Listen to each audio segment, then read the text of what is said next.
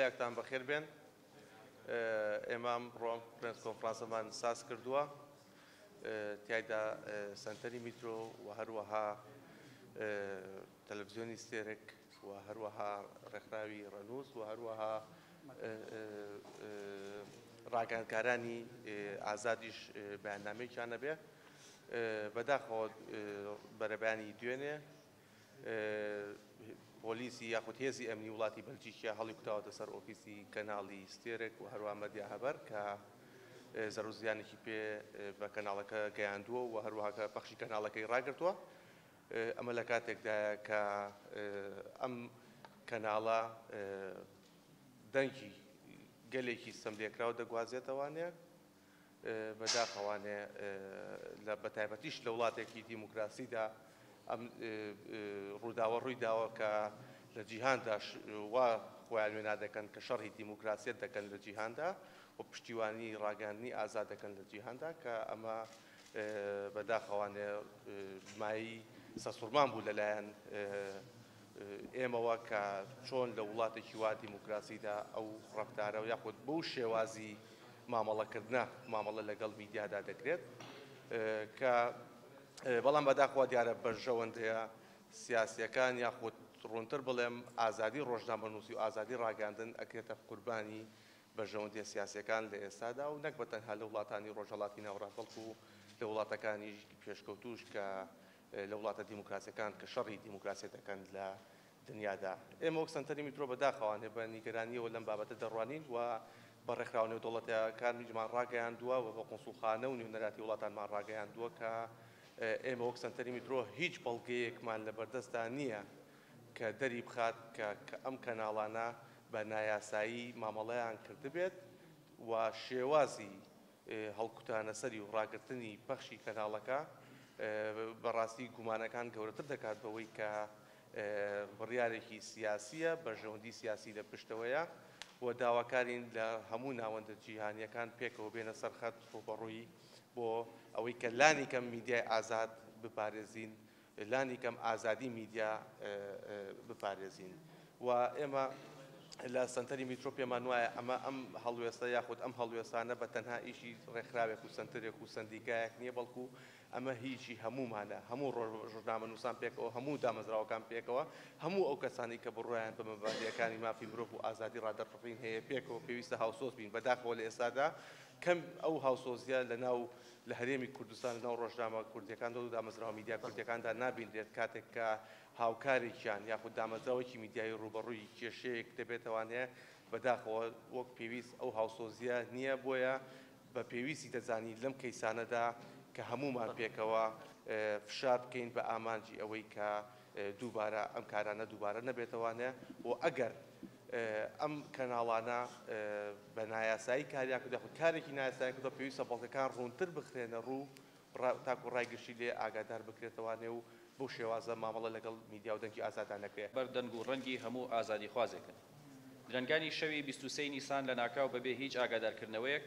پۆلیسی فیدرالی بەلژیکا جەردە ئاسا هەڵیان کوتایە سەر کەناڵەکانی ستێرک تیڤی و مەدیا خەبەر لە شاری دەندەرلیۆ لە بەلژیکا. هەموو دەرگاکانی ئۆفیسەکانیان شکاند و دەستیان بە پشێوی و تاڵانێکی زۆر کرد. ئەم هێرشە نامرۆڤانەیە پێش هەموو شتێک پێشێلکردنی یاساکانی بەلژیکا خۆیەتی وەک وڵاتێکی خاوەن بانگەشەی دیموکراسی و مافی مرۆڤ و ژێرپێخستنی ئازادی ڕۆژنامەگەریە. هاوکات نیشاندەری وێنای ڕاستەقینەی ئەوروپا و سیستەمە داپڵۆسێنەرەکەیەتی لە بەرامبەر دۆزی کورد و دەنگی ئازادی خوازان. باڵکێشە هەمان شەو بە هەمان میتۆد و ئامانج لە ئەنقەرە و ئەستەمبوڵ پۆلیسی دەوڵەتی داگیرکەری تورک هەڵی کوتایە سەر ماڵان و 9 ڕۆژنامەنووسی ڕاگەیاندنی ئازادیان دەستگیر کرد. لەلایەکی ترەوە لە پاریسی خوێناوی پایتەختی فەڕەنسا پۆلیس هەڵی کوتایە سەر ماڵی ئەندامانی ناوەندی کۆمەڵگەی کوردی دیموکراتی و 6 کوردی ئازادی خوازیان دەستگیر کرد. هەموو ئەم هێرش و پیلان و پەلامارانەش هاوکاتی سەردانەکەی سەرۆککۆماری دەوڵەتی داگیرکەری تورک بوو بۆ عێراق و هەرێمی کوردستان کە هێشتا فڕۆکە تایبەتەکەی ئاسمانی هەولێری جێنێشت بوو. فڕۆکە جەنگیەکان دەستیان بە بۆردومانی چیا ئازادەکانی کوردستان و ناوچە مەدەنیشینەکانی ڕۆژاوای کوردستان کرد.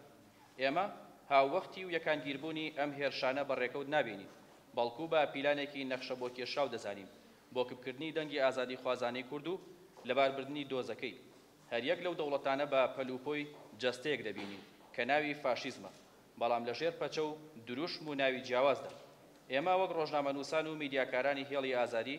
ئەو هێرشە هەمەلایەنی دوژمن و سیستەمی دەوڵەتگەرایی و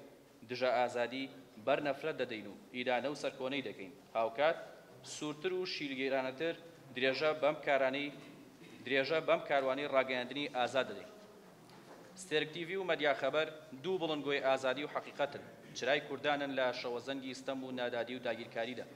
خاوەنی یەک دۆز و یەک ئامانجین و لە بەرامبەر هیچ زەبر و زەنگ و فشارێک پاشەکشێ ناکەین و خاڵی کۆتایی دادنین بەیاننامەی ڕاگەیاندنی ئازاد سوێنی ڕۆژنامەنووسان و نووسەرانی ئازاد دەقێکمان هەیە بۆ سەرکۆنەکردنی ئەم هێرشەی پۆلیسی بەلچیکە ئەیخوێنینەوە بۆ بەڕێست سەرکۆنەی هێرشەکەی سەستێک تیڤی و کەناڵی میدیا خەبەر دەکەین بەداخەوە ئەمڕۆ گوێبیستی هەواڵی هێرشێکی ناڕەوای پۆلیسی فیدراڵی وڵاتی بەلچیکا بووین بۆ سەر ئۆفیسی سەرەکی هەردوو کەناڵی کوردی ستێک تیڤی و میدیا خەبەر بە پێی ڕاگەیاندراوی هەردوو کەناڵەکە پۆلیسی بەلچیکا بە شێوەیەکی ناڕەوا و دوور لە هەربنەمایەکی یاسایی و بێئاگاداری پێشوەختە کە هۆکارەکەی تێدا ڕوونکەنەوە هێرشیان کردوتە سەر کەناڵەکان و ئامێرەکانیان تێکشکاندون و بەشێکی زۆر لە ئەرشیف و هاردەکانیان بردوون وێڕای ئەوەش هێرشیان کردوتە سەر کارمەندانی کەناڵەکان و ئازاری جەستەیی و دەرونیان داون بێ ئەوەی هیچ هۆکارێک بۆ کارەکەیان ئاشکرا بکەن ئێمە لە نوێنەرایەتی ئەوروپای فدراسیۆنی ڕۆژنامەنووسان و نووسرانی سربەخۆ بە توندی سەرکۆنی ئەم تاوانە دەکەین و پێمان وایە پلانێکی پێشوەختە بە پلانێکی پێشوەختە کارەکە ئەنجامدرا و حکوومەتی بەلچیکا داڕێژەری پلانەکەی و بە هاوبەشی کەس و لایەنی تر تاوانەکە لە ساڵیادی ڕۆژنامەگەری کوردیدا ئەنجامدراوە ئەوەش هێندەی تر بکەرانی تاوانەکە دەخاتە بەردەم لێپرسراوێتی ئەخلاقی و پێویستە دەوڵەتی بەلچیکا لەسەر ئاستی باڵا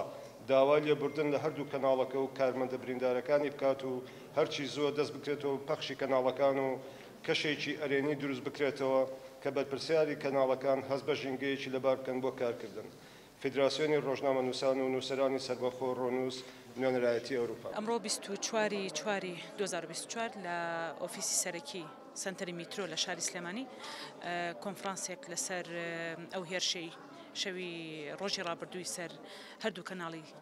ستێک تیڤی و میدیا خەبەر لە بڕۆکسل لە وڵاتی بەلجیکا کرا هەڵبەتە وەکو سنتەری میترۆوە وەکو هەندێک لایەنی دیکە ئیدانەی یاخود شەرمەزاری ئەو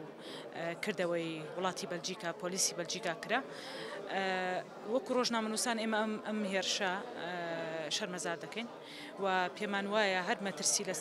لە هەر شوێنێک مەترسیەک لەسەر ڕۆژنامەنووس هەبێ ڕۆژنامەنووسانی باشووری کوردستانیش لە هەمان دۆخ و لە هەمان لەژێر هەمان مەترسی دەستگیرکردن ناوزڕاندن تەشیر هەڕەشەدا و بێگومان لەگەڵ خراپی یاخود لەگەڵ تێکەڵچوونی بارودۆخی سیاسی لە عێراق و هەرێمی کوردستان ئازادی ڕۆژنامەنووسی ئازادی ڕادەربڕین و کاری میدیای ئازاد زەحمەتتر دەبێ واتە ینی بارودۆخی میدیا و کاری میدیا و کاری چاپەمەنی ڕێک ینی زۆر ڕاستەوخۆ گرێدراوە بە دۆخی سیاسی و پەیوەندی دەوڵەتان لە ناوچەکەدا و هەتا ئاستی دەوڵەتانی ئەوروپاش بۆیە ئەو هێرشەی بەلجیکا لەسەر هەردوو کەناڵی ستێرک و میدیا خەبەر ڕاستەوخۆ گرێدراوە بە سەردانی سەرۆکۆماری تورکیا بۆ عێراق بۆ هەرێمی کوردستان و ئەو بارگرژی و ئەو پێکەڵچوونە سیاسیە کە لە عێراق و ئەو ناتەباییە سیاسیە کە لە ناو باشووری کوردستانیشدا هەیە و کاری کورد بە تایبەتی لە ئەوروپا بۆیە ئەم کردەوەی شەرمەزار دەکەین بە هەڕەشە و مەترسیەک بۆ سەر خۆمانی دەزانین و ڕۆژنامەنووسانی ناوڕاگەیاندنی ئازاد مڵکی گەلن و گەل دەبێ بەڕاستی خاوەنیان لێ بکەن نەتەوەی خۆیان بیسەر و بینەریان دەبێ بەڕاستی خاوەنداریان لێ بکە بۆیە بانگەوازی دەکەین کە بۆ پشتیوانیکردن لە حقیقەتی ڕووداوەکان لە بارودۆخی سیاسی لە پاراستنی داهاتوومان بۆ بەردەوامی ڕاگەیاندنی ئازاد پێویستەکە لە هەموو چین و توێژەکان لە توێژی ڕۆشنبیران لە توێژی ڕۆژنامەنووسان لە هەموو توێژەکانی ناو کۆمەڵگە پشتیوانی لە ستێرک تیڤی و مێدیا خەبەر بکرێت و جارێکی دیکە ئەم هێرشکاریە ئەم ڕەشبگیری و ناوزڕاندن و دەستگیرکردانە بۆ سەر میدیای ئازاد بۆ سەر ڕاگەیاندنی ئازاد ئەنجام نەدرێت.